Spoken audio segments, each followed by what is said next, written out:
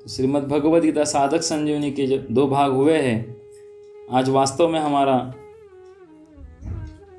700 श्लोकों की चर्चा शुरू हो जाएगी। उससे पहले कुछ महत्वपूर्ण पार्श्वभूमि आपको बताना चाहता हूँ।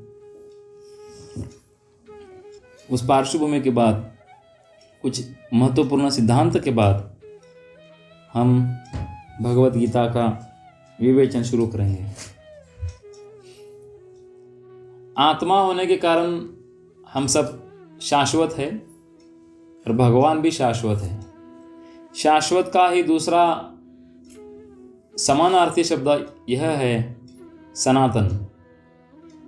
सनातन को ही कहते हैं शाश्वत। सनातन अर्थात वह वस्तु जिसका अस्तित्व तो है लेकिन उसका आरंभ नहीं और अंत नहीं। इस जगत में हर वस्तु का आरंभ है तो अंत भी है, परंतु सनातन शब्द का अर्थ ऐसा है कि वस्तु तो है लेकिन वस्तु ऐसी है जिसका आरंभ भी नहीं है और उसका अंत भी नहीं है, परंतु वस्तु का अस्तित्व अबाधित है। उसी प्रकार से है, हम देखने वाले हैं कि हम आत्मा होने के कारण हम सनातन हैं, भगवान भी सनातन है। और भगवान सनातन होने के नाते हम उनके अंश हैं और इस कारण से हम भी सनातन हैं। तो हमारा धर्म कैसा होना चाहिए? वो भी सनातन धर्म होना चाहिए। संसार में मुख्य रूप से 4 धर्म प्रचलित है इस पृथ्वी लोक में। तो सनातन धर्म, मुस्लिम धर्म, बौद्ध धर्म और ईसाई धर्म। इन 4 धर्मों में से एक धर्म को मानने वाले करोड़ों आदमी हैं। इन 4 धर्मों में भी अवान्तर कई धर्म हैं, उसके उपप्रकार। सनातन धर्म को छोड़कर शेष 3 धर्मों के मूल में धर्म चलाने वाला कोई व्यक्ति मिलेगा। जैसे मुस्लिम धर्म के मूल में मोहम्मद पैगंबर साहब है, बौद्ध धर्म के मूल में भगवान गौतम बुद्ध है और ईसाई धर्म के मूल में ईसा मसीहा मिलेंगे, परंतु सनातन धर्म के मूल में कोई व्यक्ति नहीं मिलेगा। कारण यह है कि सनातन धर्म किसी व्यक्ति के द्वारा चलाया हुआ धर्म नहीं है। यह तो अनादिकाल से चलता आ रहा है। जैसे भगवान शाश्वत सनातन है, ऐसे ही सनातन धर्म भी शाश्वत है। भगवान ने ही सनातन धर्म को अपना स्वरूप बताया है। ब्रह्मणो ही प्रतिष्ठा अहम शाश्वतस्य च धर्मस्य। जिस युग में जब जब इस सनातन धर्म का ह्रास होता है, हानि होती है, तब तब भगवान अवतार लेकर इसकी संस्थापना करते हैं। तात्पर्य यह है कि भगवान भी इसकी संस्थापना रक्षा करने के लिए ही अवतार लेते हैं, इसको बनाने के लिए, उत्पन्न करने के लिए नहीं। अर्जुन ने भी भगवान को सनातन धर्म का रक्षक बताया है। देखिए भक्तों, एक उपज होती है और एक खोज होती है। जो वस्तु पहले मौजूद ही ना हो उसकी उपज होती है, और जो वस्तु पहले से ही मौजूद हो उसकी खोज होती है। घर में कोई वस्तु आपकी गुम हुई है घर के अंदर, तो आप उसको खोजते हैं या निर्माण करते हैं, उसको ढूंढते उसी को है जो पहले से है। मुस्लिम, बौद्ध और ईसाई, ये तीनों ही धर्म व्यक्तियों के मस्तिष्क की यानी दिमाग की उपज है, परंतु सनातन धर्म किसी व्यक्ति के मस्तिष्क की उपज नहीं है, बल्कि यह विभिन्न ऋषियों द्वारा किया गया अन्वेषण है, खोज है। अतः सनातन धर्म के मूल में किसी व्यक्ति विशेष का नाम नहीं लिया जा सकता। यह अनादि, अनंत और शाश्वत है। अन्य सभी धर्म तथा मतांतर भी इसी सनातन धर्म से उत्पन्न हुए हैं। इसलिए उन धर्मों में मनुष्यों के कल्याण के लिए जो साधन बताए गए हैं, उनको भी सनातन धर्म के ही देन मानना चाहिए।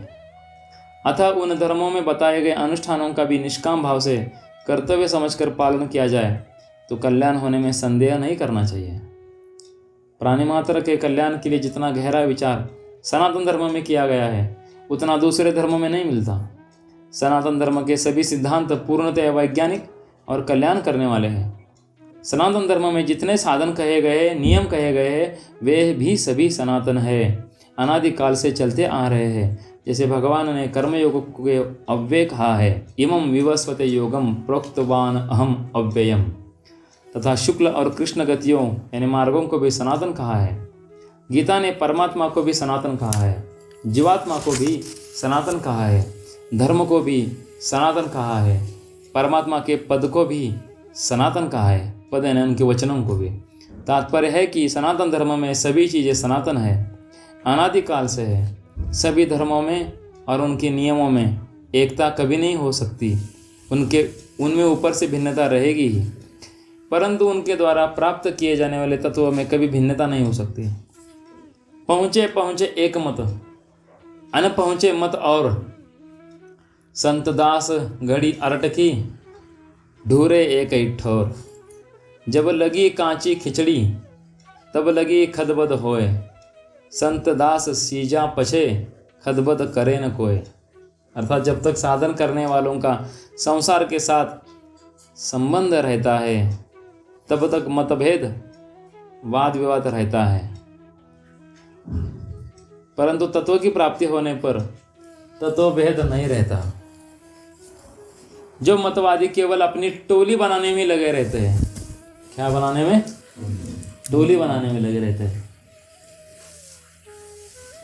उनमें तत्व की सच्ची जिज्ञासा नहीं होती है, और टोली बनाने से उनकी कोई महत्ता बढ़ती भी नहीं। टोली बनाने वाले व्यक्ति सभी धर्मों में हैं, वे धर्म के नाम पर अपने व्यक्तित्व की पूजा करते और करवाते हैं, परंतु जिनमें तत्व की सच्ची जिज्ञासा होती है वे टोली नहीं बनाते, वे तो तत्व की खोज करते हैं। श्रीमद् भगवद गीता ने भी टोली बनाने को मुख्यता नहीं दी है, बल्कि जीव के कल्याण के हेतु ही मुख्यता दी है। गीता के अनुसार किसी भी धर्म पर विश्वास करने वाला व्यक्ति निष्काम भावपूर्वक अपने कर्तव्य का पालन करके अपना कल्याण कर सकता है। गीता सनातन धर्म को आदर देते हुए भी किसी धर्म का आग्रह नहीं रखती और किसी धर्म का विरोध भी नहीं करती, अतः गीता सार्वभौम ग्रंथ है।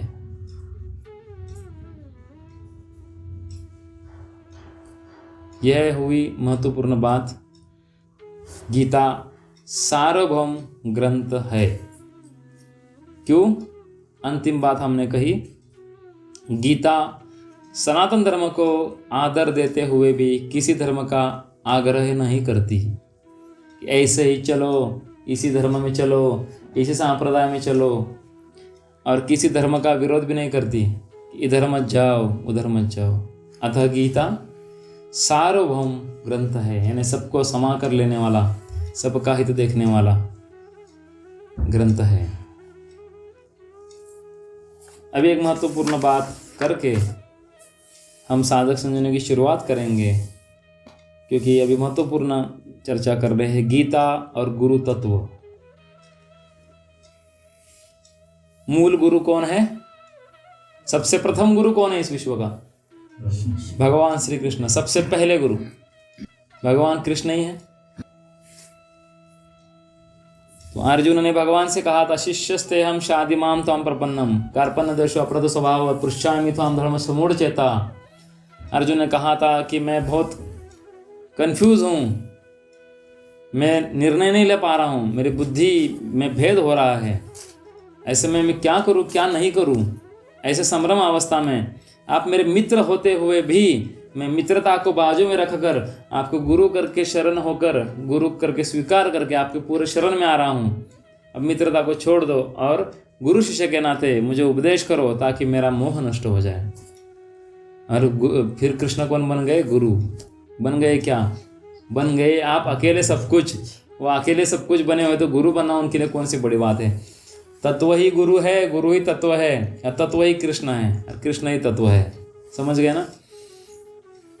तो साधक संजोनी ग्रंथ पढ़ने से पहले, अर्थात गीता पढ़ने से पहले, अगर हमने इस विषय को समझ लिया, इस गुरु तत्व को, तो साधक संजोनी समझना बहुत आसान हो जाएगा और हमारी उन्नति अति शीघ्र हो जाएगी।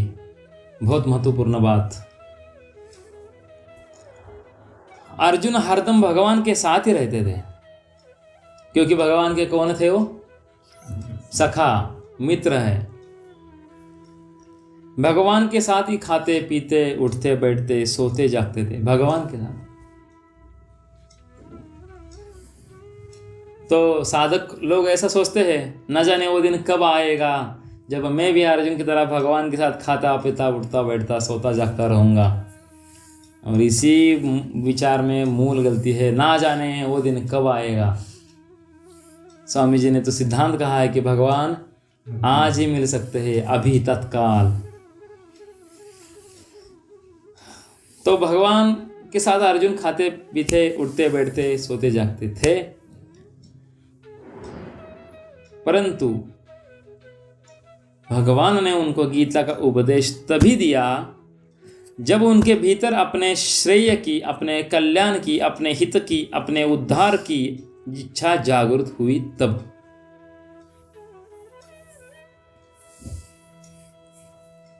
जैसे आप गुरुओं के सामने, संतों के सामने है, और अगर आपके अंदर कोई इच्छा नहीं है, ईश्वर प्राप्ति की लालसा नहीं है, तत्व जिज्ञासा नहीं है, तो आपसे वो मित्रता बनाए रखेंगे, परंतु आपको उपदेश कभी नहीं करेंगे।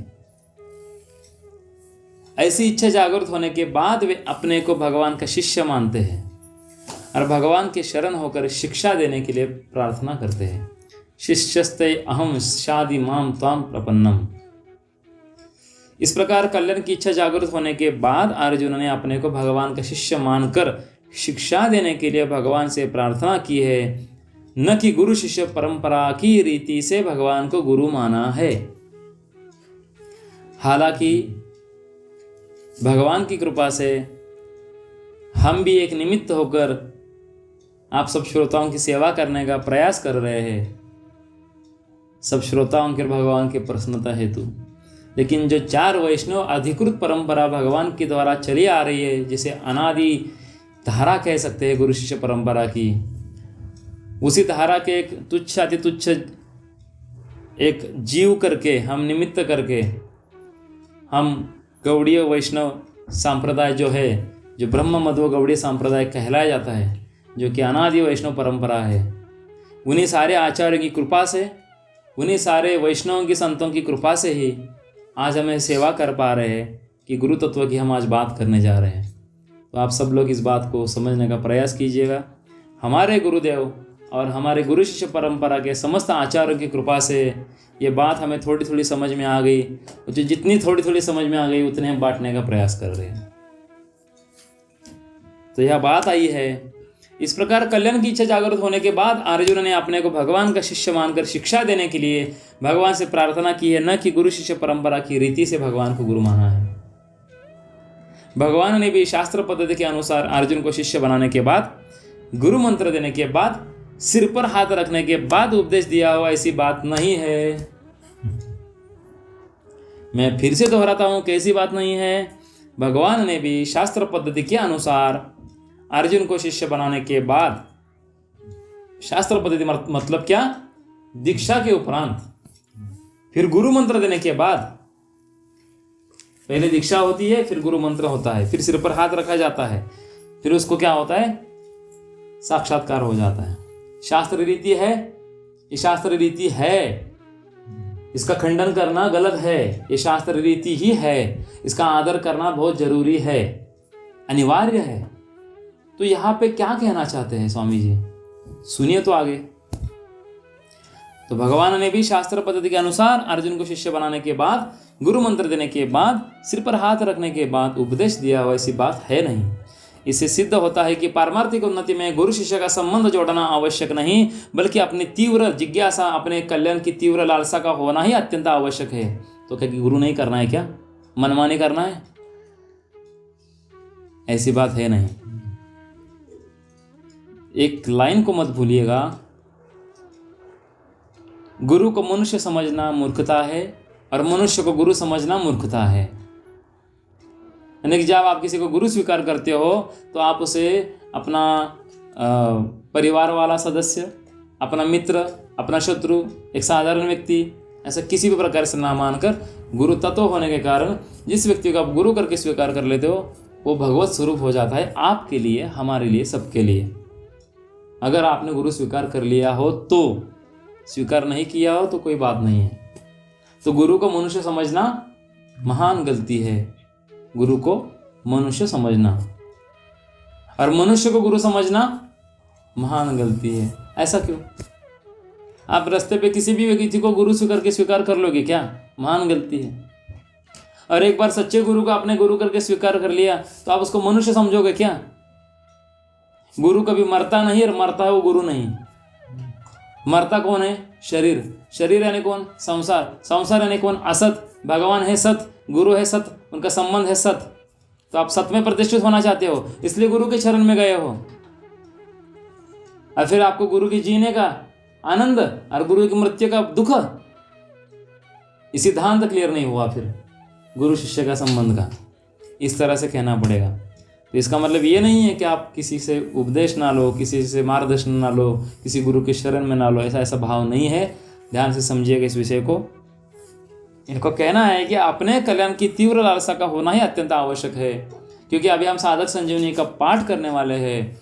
जिस तरह से अर्जुन की स्थिति हुई थी, उसकी मानसिक स्थिति, उसकी आध्यात्मिक स्थिति, उसकी जिज्ञासा, उसकी भूख, उसकी व्याकुलता, ठीक अर्जुन की तरह ही अगर आपकी स्थिति अभी हो जाए साधक संजीवनी शुरू करने से पहले, और अर्जुन के भाव में चले जाओ, एक जिज्ञासु के भाव में चले जाओ, तभी आपको कृष्ण समझ आप पाओगे, कृष्ण के उपदेश समझ पाओगे, स्वयं को समझ पाओगे और आप अपना कल्याण कर पाओगे। इसलिए हम तत्व की बात कर रहे हैं। अपने उद्धार की जोरदार लगन होने से साधक को भगवत कृपा से, संत महात्माओं के वचनों से, शास्त्रों से, ग्रंथों से, किसी घटना अथवा परिस्थिति से, किसी वायुमंडल से अपने आप पारमार्थिक उन्नति की बातें, साधन सामग्री अपने आप मिल जाती है और वह उसे ग्रहण भी कर लेता है। समझ गए आप इस बात को? गीता बाह्य विधियों को, बाह्य परिवर्तन को उतना आदर नहीं देती जितना आदर भीतर के भावों को, भीतर के विवेक को, बोध को, जिज्ञासा को, त्याग को देती है। जैसे आपका एक तिलक का चिन्ह है, मेरा एक तिलक का चिन्ह है, तो हम दोनों क्या हो गए? अगर दोनों का चिन्ह एक है तो गुरु भाई। क्या हम भाई बनने के लिए भक्ति में आए? भाई बनने के लिए भगवान के पास आए? भगवान को भाई बनाने के लिए आए हैं हम। संबंध को विच्छेद करने के लिए हम साधक बने हैं, संबंध बढ़ाने के लिए साधक नहीं बने हैं। यदि गीता बाह्य गतिविधियों को, परिवर्तन को, गुरु शिष्य के संबंध को ही आदर देती तो वह सब सांप्रदायों के लिए उपयोगी तथा आदरणीय होती ही नहीं। अर्थात गीता जिस सांप्रदाय की विधियों का वर्णन करती वह उसी सांप्रदाय की मानी जाती। फिर गीता प्रत्येक सांप्रदाय के लिए उपयोगी नहीं होती और उसके पठन पाठन, मनन चिंतन आदि में सब सांप्रदाय वालों की फिर रुचि भी नहीं होती। परंतु गीता का उपदेश, जैसा कि हमने अभी कहा, सार्वभौम है। वह किसी विशेष संप्रदाय या व्यक्ति के लिए है ही नहीं, बल्कि समस्त मानव जाति के लिए, समस्त जीव के कल्याण के लिए है। इसलिए तो आदरणीय परम श्रद्धेय श्री भक्तिविनोद ठाकुर जी ने ग्रंथ लिखा जो बहुत महत्वपूर्ण ग्रंथ है, उसका नाम है जैव धर्म। जैव धर्म यानी जीव का धर्म, हर जीव का धर्म। तो उन्होंने इस ग्रंथ में हर जीव को अपने नजरों के सामने रखा है, किसी सांप्रदाय विशेष को नहीं रखा गया है। गीता ने ज्ञान के प्रकरण में परिनिपातेन परिप्रश्नेन सेवया, जैसे कि चौथे अध्याय में 34 नंबर का गीता में श्लोक आता है। भगवान कहते हैं अर्जुन को, क्या कहते हैं?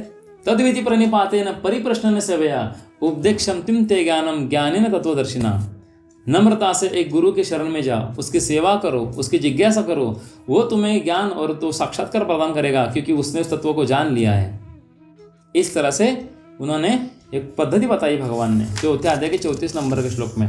और ठीक 13वें अध्याय के 7वें नंबर के श्लोक में भगवान ने आचार्य उपासनम, इन पदों से आचार्य की सेवा करो, आचार्यों की उपासना करने की बात कही है। भक्तों, बहुत अच्छी बात है कि क्या कहना चाहते हैं स्वामी जी कह रहे, उसका तात्पर्य यह है कि जो ज्ञान मार्गी साधक है उनके लिए यह बात कही गई है, ये भक्ति मार्गी साधक के लिए बात नहीं कही गई है। इसका आगे आपको साधक संजय में उसका विवेचन प्रमाण सहित मिल जाएगा।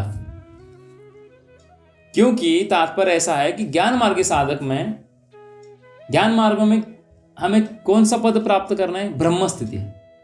अहम ब्रह्मास्मि, सब ब्रह्म है लेकिन मैं ब्रह्म हूं, ऐसा भाव जब तक है तब तक हमारी ब्रह्म में स्थिति है नहीं। क्योंकि मैं शब्द प्रकृति को लेकर आया है, माया को लेकर आया है, उपाधि को लेकर आया है। अहम को लेकर आया है। ब्रह्म एक ऐसी स्थिति है जो स्वरूप स्थिति है, जो स्वाभाविक अवस्था है आत्मा की, उसमें मैं ब्रह्म हूं ये विचार ही नहीं आता।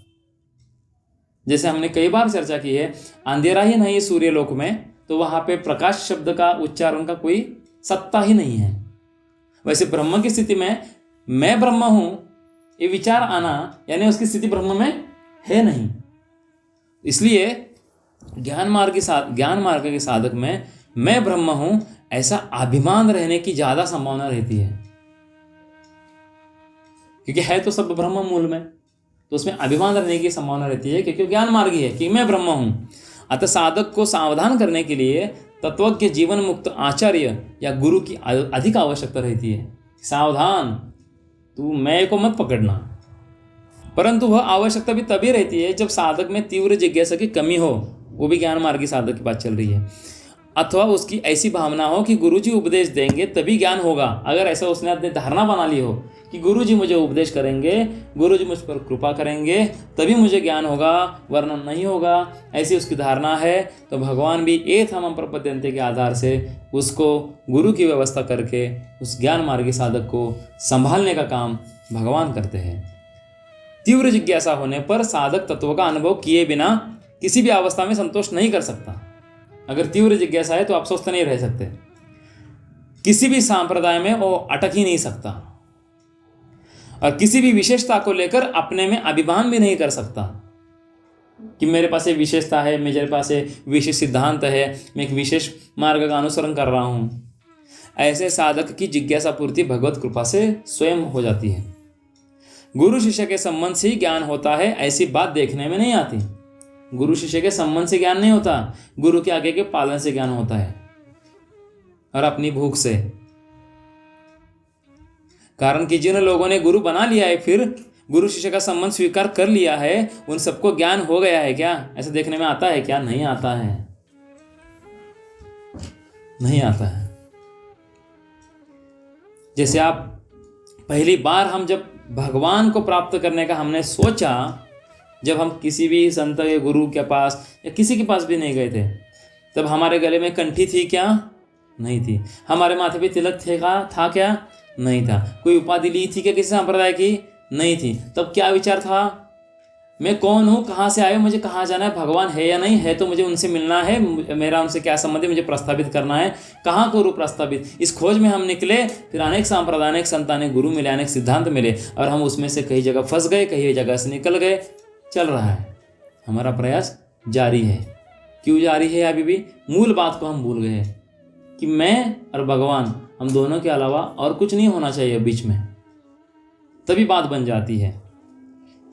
तो ऐसा देखने में नहीं आता, परंतु तीव्र जिज्ञासा होने पर ज्ञान हो जाता है, ऐसा देखने में सुनने में आता है। तीव्र जिज्ञासु के लिए गुरु शिष्य का संबंध स्वीकार करना आवश्यक नहीं है। संबंध की बात चल रही है, शरणागति की बात नहीं है।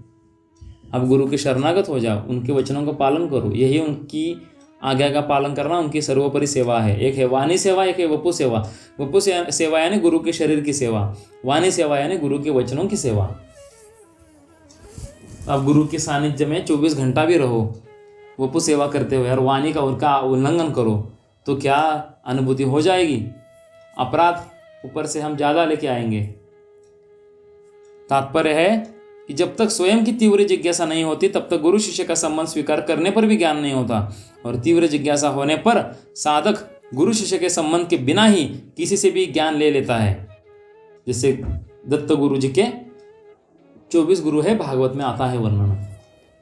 तीव्र जिज्ञासा वाले साधक को भगवान स्वप्न में भी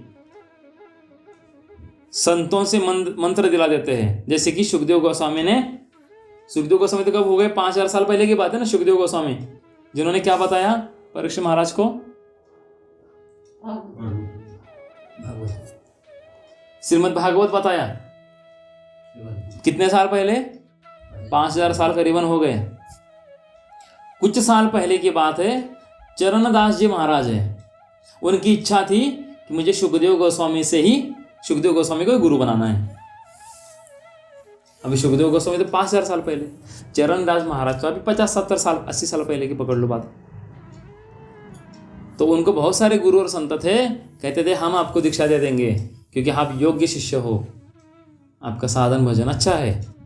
चरणदास जी महाराज ने कहा मुझे दीक्षा लूंगा तो मैं सुखदेव गोस्वामी से लूंगा, ज्ञान लूंगा तो सुखदेव गोस्वामी से लूंगा, मुझे सुखदेव गोस्वामी गुरु के नाते चाहिए। तो सुखदेव गोस्वामी को भेज दिया भगवान ने, जाओ। और सुखदेव गोस्वामी का उनको प्रत्यक्ष वार्तालाप हुआ कुछ साल पहले, और सुखदेव गोस्वामी ने उन्हें अपना शिष्य बना लिया। अगर आप कहोगे साधक होने के नाते ऐसे कैसे हो सकता है, फिर काय के साधक? सुखदेव गोस्वामी का शरीर जड़ है क्या? चिन्मय शरीर है। व्यास जी का शरीर जड़ है क्या? चिन्मय। व्यास जी अभी भी बैठे हुए वहां पे उत्तर में हिमालय के, और वहां पे शाम्याप्रास नाम का जगह है सरस्वती नदी के किनारे, वहां पे अभी भी बैठे हुए हैं व्यासदेव। शाम्याप्रास करके आश्रम है, वहां अंदर बैठे हुए हैं। हनुमान जी अभी भी मिलते हैं, वैसे सुखदेव जी भी मिल सकते हैं। वैसे आज भी जो संत है, गुरु है इस जगत में, उनको आप ऐसा मत समझिएगा कि उन्होंने शरीर को छोड़ दिया यानी वो अभी मर गए। मरते नहीं है गुरु, उनका शरीर चिन्मय होता है। आप उसी छवि को आंखों के सामने लाओ तो उसी छवि के रूप में आपके सामने फिर से प्रकट हो सकते हैं। हमने कल ही एक बात पढ़ी, एक यहाँ महाराज जी है, परम श्रद्धेय श्री गोंदावलेकर महाराज जी। उन्होंने शरीर छोड़ने से पहले मतलब ये जो लीला, शरीर की लीला छोड़ने से पहले उन्होंने अपने एक शिष्य पांडुरंग बुआ, उनका नाम है, गृहस्थ थे, गुरु भी गृहस्थ, शिष्य भी गृहस्थ, पांडुरंग बुआ से कहा जहां राम का नाम है वहां मैं उपस्थित हूं। और उनको आदेश दिया तो एकांत में जाके भजन करता रहे रोज। तो उनके गांव के उस और जंगल था, वो रोज जंगल में दिन भर जाके बैठते थे तुकाराम महाराज जी की तरह। तो एक दिन जंगल में बैठे और देखा तो दोपहर को उनके सामने शेर आके खड़ा हो गया, बैठ गया, सामने शेर आ गए। अब जैसे उन्होंने शेर को देखा, नाम जब कर रहे थे राम राम राम का, श्री राम जय राम जय जय राम, जैसे उन्होंने शेर को देखा गुरु याद आए। और रक्षा कौन करेगा? गुरु करेगा, गुरु का बल बहुत बड़ा बल है। तो उन्होंने उसी समय पुकारा महाराज, क्या बोले हो? महाराज। वैसे शेर वहां से गायब हो गया, महाराज वहां पे एक क्षण में प्रकट। गोंदावलेकर महाराज जी ने कहा तुझे मैंने क्या कहा था? तूने मेरा नाम क्यों लिया? तूने मेरे को क्यों पुकारा? तूने महाराज क्यों बोला? बोले आपकी शरण में हूं। मैंने क्या कहा था? जहां राम का नाम है वहां मैं हूं, तो राम का नाम छोड़ के तूने मेरा नाम क्यों लिया? ऐसे होते संत, ऐसे होते इनकी नाम निष्ठा। बात समझ गए? अलग अलग संतों के भाव है। तो शिष्य बनने पर गुरु के उपदेश से ज्ञान हो ही जाएगा, यह नियम नहीं है। हम ये बात क्यों कर रहे हैं? अब ये बात हमारी खत्म हो जाएगी, क्योंकि साधक संजीवनी पढ़ने से पहले हमारी जो मन की भूमिका है, श्रवण करने की जो भूमिका है, समझने की भूमिका है, अगर हम ऐसे ही हम इसको एक गलत धारणाओं को लेकर हम इसको सुनेंगे तो यह हमारा काम नहीं बनेगा। क्योंकि आगे आ रहा है भगवान ने क्या कहा है, उद्धरेत आत्मना आत्मानम, तेरा उद्धार तेरे को स्वयं करना पड़ेगा। ये हमें आज स्वीकार करना है, हमारा प्लेन हमें उड़ाना है, तब काम बनेगा। कारण कि उपदेश मिलने पर भी अगर स्वयं की जिज्ञासा लगन नहीं होगी तो शिष्य उस उपदेश को धारण ही नहीं कर सकेगा। परंतु तीव्र जिज्ञासा, श्रद्धा, विश्वास होने पर मनुष्य बिना किसी संबंध के ही उपदेश को धारण कर लेता है। श्रद्धावान लभते ज्ञानम, तात्पर्य है कि ज्ञान स्वयं की जिज्ञासा लगन से ही होता है, केवल गुरु बनाने मात्र से नहीं होता। अगर किसी को असली गुरु मिल भी जाए, सच्चा गुरु मिल भी जाए, तो भी वह स्वयं उनको गुरु महात्मा मानेगा, स्वयं उन पर श्रद्धा विश्वास करेगा, तभी तो उनसे लाभ होगा। अगर वह स्वयं श्रद्धा विश्वास न करे तो साक्षात भगवान के मिलने पर भी उसका कल्याण नहीं होगा। दुर्योधन को भगवान ने उपदेश दिया और पांडवों से संधि करने के लिए बहुत समझाया, फिर भी उस पर कोई असर नहीं पड़ा। उसके माने बिना भगवान भी कुछ नहीं कर सके। तात्पर्य है कि खुद के मानने स्वीकार करने से ही कल्याण होता है। अतः गीता अपने आप से ही अपने आप का उद्धार करने की प्रेरणा करती है। उद्धरेत आत्मना आत्मानम 6वें अध्याय का 5वां श्लोक है। फिर से दोहरा रहा हूं मैं। अतः गीता अपने आप से ही अपने आप का उद्धार करने की प्रेरणा देती है। ज्ञान मार्ग में तो गीता ने आचार्य आदि की उपासना बताई है, पर कर्म योग और भक्ति योग मार्ग में गुरु आदि की आवश्यकता नहीं बताई। यानी संबंध की बात चल रही है यहाँ पे, शरणागति की बात नहीं। कारण कि जब किसी घटना, परिस्थिति आदि से ऐसी भावना जागृत हो जाती है कि स्वार्थ भाव से कर्म करने पर अभाव की पूर्ति नहीं होती, स्वार्थ भाव रखना पशुता है, मानवता नहीं, तब मनुष्य स्वार्थ भाव का, कामना का त्याग करके सेवा परायण हो जाता है। सेवा परायण होने से उस कर्मयोगी को अपने आप तत्व ज्ञान हो जाता है। कोई एक विलक्षण शक्ति है जिसे संपूर्ण संसार का संचालन हो रहा है। उस शक्ति पर जब मनुष्य का विश्वास हो जाता है तब वह भगवान की तरफ चल पड़ता है। भगवान में लगे हुए ऐसे भक्त के अज्ञान अंधकार का नाश भगवान स्वयं कर देते हैं और भगवान स्वयं उसका मृत्यु संसार सागर से उद्धार करने वाले बन जाते हैं। भगवान की यह एक विलक्षण उदारता, दयालुता है कि जो उनको नहीं मानता, उनका खंडन करता है, अर्थात नास्तिक है, उसके भीतर भी यदि तत्व को, अपने स्वरूप को जानने की तीव्र जिज्ञासा हो जाए तो उसको भी भगवत कृपा से ज्ञान मिल जाता है। देखिए, जिससे प्रकाश मिले, ज्ञान मिले, सही मार्ग दिख जाए, अपना कर्तव्य दिख जाए, अपना देह दिख जाए, वही गुरु तत्व है। वह गुरु तत्व सबके भीतर विराजमान है। वह गुरु तत्व जिस व्यक्ति, शास्त्र आदि से प्रकट हो जाए उसी को अपना गुरु मानना चाहिए। जैसे बांके बिहारी जी के सखा, एक महान वैष्णव संत वृंदावन में रहने वाले, उनका नाम है स्वामी शरणानंद जी महाराज। उनसे लोग पूछते थे आपके गुरु कौन, तो कहते थे जो मुझसे ज़्यादा जानता है। बोले जो आपसे ज़्यादा जानते हो आपका गुरु? बोले हाँ। भगवान से बातें करते थे। और फिर उनसे पूछा गया कि फिर आपके शिष्य कौन? बोले जो मुझसे कम जानता है।